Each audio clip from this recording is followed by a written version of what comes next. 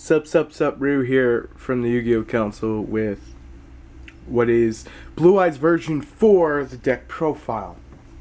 And before we get fully into this deck profile, there'll be a combo video. There will be a Chaos Blue Eyes coming up and probably a bunch of duels or something along those lines. Now, before anyone says, oh great, Blue Eyes, flooding the channel again, because there'll probably be one or two people that may do that. There's going to be tons of other content that's not Blue Eyes related, so that's there for you. But for the people who want Blue Eyes, here you go. Let's go straight into the deck. We have 3 Blue Eyes White Dragons because of, it's Blue Eyes. Without 3 Blue Eyes, it's not Blue Eyes. We have the 1 Red Eyes Darkness Metal Dragon, Special Summoner, anything dragon. No, really need to say much more than that.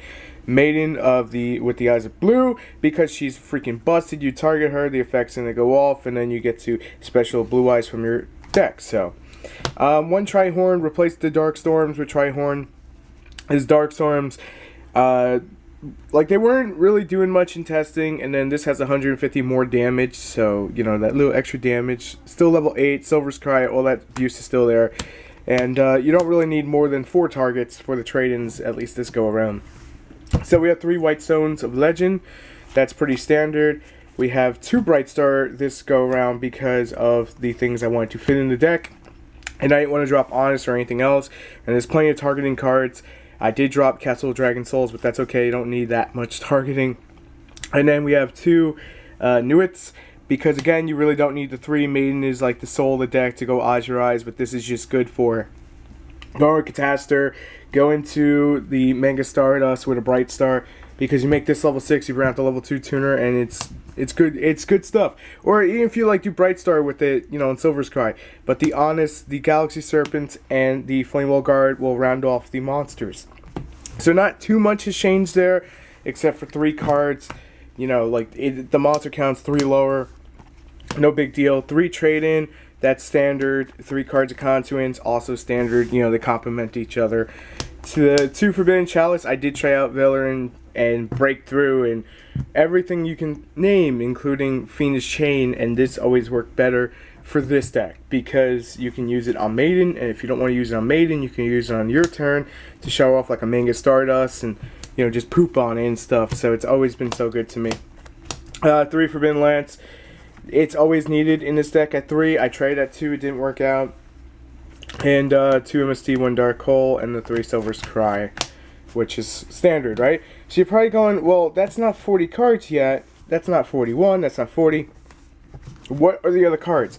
Now, before we do that, someone's going to say, but what about Upstart and Reckless Greed?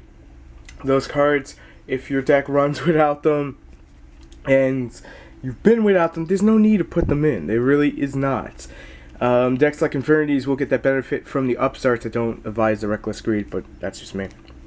So I include 1 Torrential Tribute, 1 Solemn Warning, 1 Bottomless, 2 Mirror Force, and 1 Compulse Evacuation Device. Compulse has the most flexibility out of these 6 traps because you can use it on Maiden. Torrential, if you have Azurize with its, you know, on the turn you special it, and then your opponent says, okay, I'm just going to summon something, you Torrential, and they can't basically do squat because your dragons are protected for that turn. Warning, Bottomless Mirror Force. This helps against Fire Fist and a bunch of other decks that will get in your way. Compulse also does too. It says, hey, that's a nice Synchro monster exceed you have. Go away. This card actually won me a game right here, Solemn Warning, without question. So it's been great inclusion to have those 6 traps in there, and that's just for the main deck. Obviously, the side deck's going to have more traps, but I don't show off the side deck because we have the Guide to Your Side series. So let's get into the extra deck. We still have the Armored Deities, the Catastor, but where's Vulcan? He's gone. Don't need him without Castle of Dragon Souls or anything really balanced besides himself. It's kind of a minus, and I don't want to go minus. So we have Black Rose Catastor, Armored Deities, Ancient Sacred Wyvern, Captain Manga Stardust in because of its targeting effect.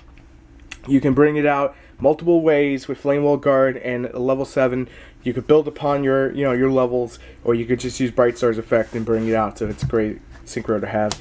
And obviously the 3 Azurize, can't talk enough about it, and the 1 Star Eater.